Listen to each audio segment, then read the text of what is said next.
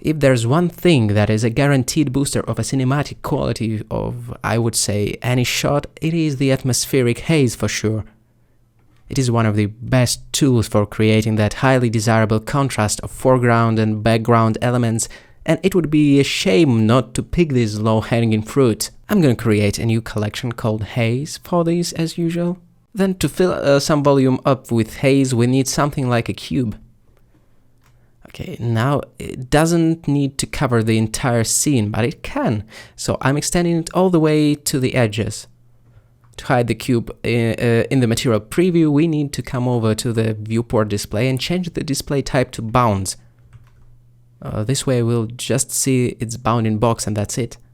It won't mess up with our 3D cursor as well. Cool. What we can do now is come over to the shader editor with Shift F3 and create a new material there. The default shader can be replaced with a principled volume shader instead.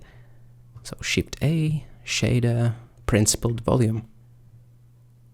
As a quick note, it is important to plug it into the volume socket of the material output rather than the surface one. It's easy to miss that thing. Okay, the screen went black because the volume's density doesn't allow any light to punch through, so we can decrease the density to make it look like someone has made a few puffs of steam from a smoke machine or something. 0.01 looks nice, 0.02 is already too hazy for my taste. A sandstorm type of vibe, which is a bit too much.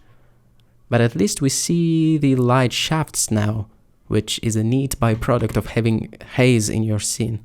Okay, 0.01 then. Settled. A quick before and after. OMG, it does look incredible though, such simple effect. As we've mentioned in the first chapter, anisotropy can be hard to put in words. I imagine that it allows to shift the scattering in the direction of our light sources, if it's a positive value, let's say, or in the opposite direction if it's negative. I think you can see the difference. The caveat of using a really high anisotropy though is that the fog really gathers around all light sources, even the hidden ones, and it kind of reveals their location, and that's probably a bit awkward. And the negative values should make it look more like a dusty volume rather than a volume composed of gas particles. But I still think that the best way to feel how this really works is to play with this slider yourself. I'll keep it around 0.27 or something to keep it relatively uniform with just a bit of shift towards our lights.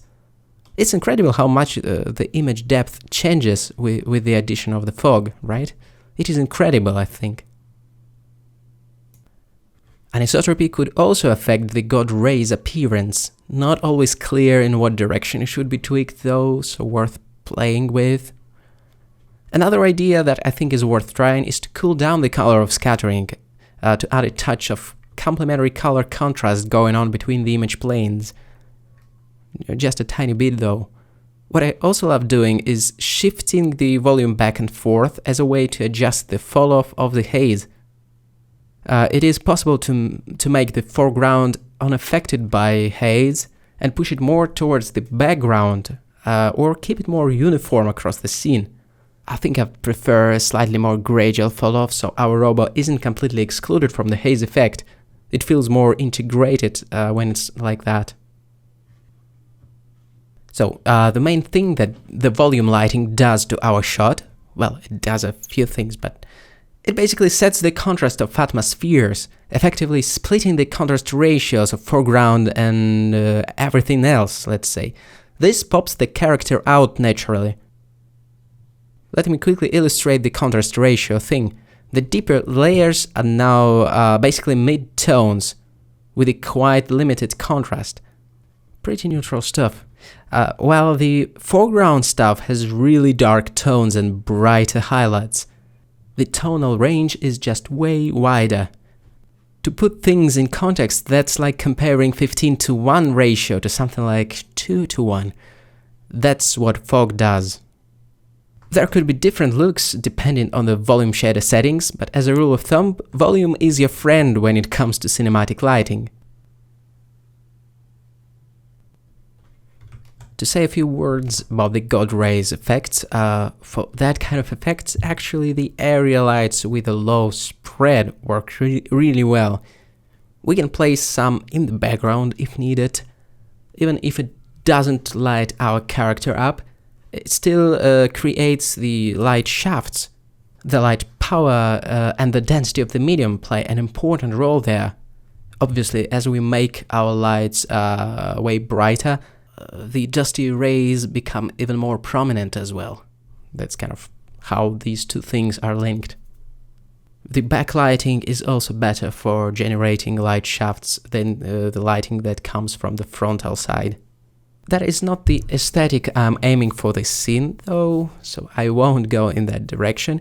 Just wanted to show some God rays. And now moving on to other volumetric effects.